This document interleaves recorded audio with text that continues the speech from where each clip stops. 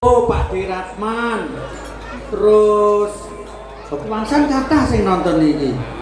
Nggih kewangsan kathah terus nang Ngrandu niku nggih kathah bangsane keluarga besar Mas Mardi. Terus nang Sindon iki bangsane Pak Pri, Pak Wiso. Terus Songgol Medot, Mas Jojon kathah sing ngrungokne niki. Mas Dewan Budi yang ngrungokne iya.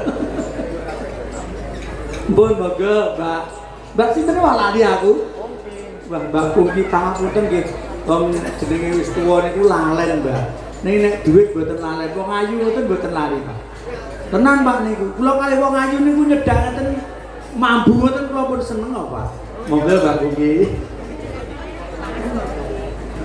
Oke. Manis. Ada dene.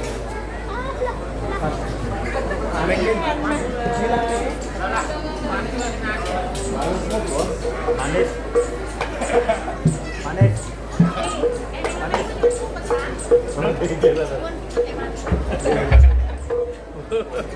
Wah, Mbak Bungki iki ya iso anu ya iso dageli. Nek mati niku ajak kukut, Mas. Iso dagel nggih. Mungkin nek panggi kula teng daerah Jumapolo, mengke kula disapa nggih, Mbak. Iki Pak Detono. Nggih. Kula pun seneng kok.